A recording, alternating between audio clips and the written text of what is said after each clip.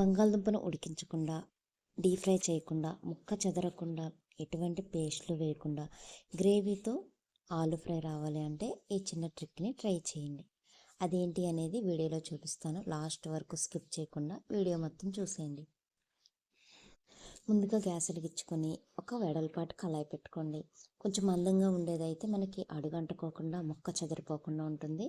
ఇందులో ఒక కప్పు వరకు ఆయిల్ వేసుకొని పోపు దినుసులు వచ్చేసి కొంచెం ఎక్కువగానే యాడ్ చేసుకోండి. ఈ పోపు దినుసులు కొంచెం ఫ్రై చేసుకొని ఇందులో పొడవుగా కట్ చేసుకున్న ఉల్లిపాయలు ఒక పెద్ద కప్పుతో యాడ్ చేసుకోండి. మీడియం సైజు ఉల్లిగడ్డలు అయితే 2 తీసుకొని కట్ చేసుకోండి. పొడవుగా కట్ చేసుకున్న పచ్చిమిర్చి వచ్చేసి ఒక 5 ఇలా చీల్చి వేసుకోండి. ఈ రెండింటినీ కూడా బాగా దోరగా వేయించేసుకోవాలి. ఇవి వేగే లోపల బంగాళదుంప పైన ఉన్న పొట్టు మొత్తం తీసేసి వీటిని ఉప్పు వాటర్లో ఒక 10 నిమిషాలు నానబెట్టండి. ఉప్పు వాటర్లో వేసి నానబెట్టడం వల్ల మనకి పైన ఉన్న తక్కువ ఈజీగా వచ్చేస్తుంది. అలాగే కళాయికి అంటుకోకుండా ముక్క అనేది చిత్రవదండి. ఈ చిన్న ట్రిక్ని మీరు కూడా ట్రై చేయండి. ఇప్పుడు ఈ పైన ఉన్న తొక్కు మొత్తం కూడా తీసేసి ఇప్పుడు వీటన్నిటిని కూడా చిన్న చిన్న ముక్కల కింద కట్ చేసుకుందాం. మీకు ఏ సైజు ముక్కలు కావాలో ఆ సైజు ముక్కల్ని ఇలా కట్ చేసేసుకోండి. ఇలా కట్ చేసుకొని పక్కన పెట్టుకున్న తర్వాత ఇప్పుడు మనకి ఉల్లిపాయ పచ్చిమిర్చిని ఇలా దోరగా వేయించుకున్నాం కదా, ఇందులో ఒక గుప్పెడంతా ఫ్రెష్గా కట్ చేసుకున్న కరివేపాకును కూడా వేసేయండి. ఈ కరివేపాకులో ఉన్న చిటపట్లు ఆగిపోయే వరకు కూడా ఇలా ఫ్రై చేసుకొని ఇప్పుడు ముందుగా కట్ చేసి పెట్టుకున్న ఈ బంగాళదుంపలు వేసేసి ఇక్కడేనండి అసలైన ట్రిక్. ఇలా వేయించుకుంటూ హై ఫ్లేమ్లో పెట్టేసి నిమిషానికి కూడా కలుపుకుంటూ వేయించండి. లో ఫ్లేమ్లో అస్సలు పెట్టొద్దండి. లో ఫ్లేమ్లో పెట్టారంటే ముక్క చిత్ర అయిపోతుంది. మనకి కళాయి కంటుకొని అస్సలు కర్రీ అనేది బాగోదు. ఇదిగోండి చూడండి, ఇలా వేగిపోయింది కదా. ఇప్పుడు నేను మీడియం సైజ్ టమాటాలు వచ్చేసి 2 దోరవి తీసుకుని ఇలా కట్ చేసుకుని వేసుకున్నాను. ఈ టమాటాల్లో ఉన్న పైన స్కిన్ వరకు కూడా సెపరేట్ అయిపోయే వరకు కూడా ఇలా కలుపుకుంటూ హై ఫ్లేమ్లో పెట్టేసి ఉడికించేయండి. చూడండి, టమాటాలు కూడా మనకి ఇలా ఉడికిపోయినాయి కదా.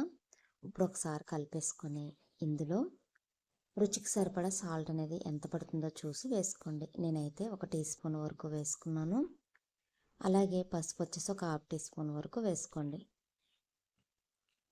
ఇలా వేసిన తర్వాత ఒకసారి కలిపేసుకొని ఒక 5 నిమిషాలు లో ఫ్లేమ్లో పెట్టేసి కుక్ చేయండి.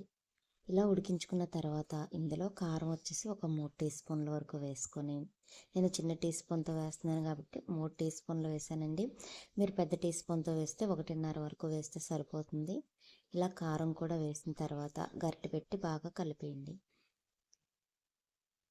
ఇలా కలిపేసి హై ఫ్లేమ్లో పెట్టుకుని 2 నిమిషాలు ఉడికించారంటే మనకి ఆలు ఫ్రై అనేది చాలా పర్ఫెక్ట్గా సగం వరకు రెడీ అయిపోతుంది. ఇప్పుడు లాస్ట్గా మీ దగ్గర గరం మసాలా కానీ చికెన్ మసాలా కానీ ఉంటే 1 టీ స్పూన్ వరకు వేసుకోండి.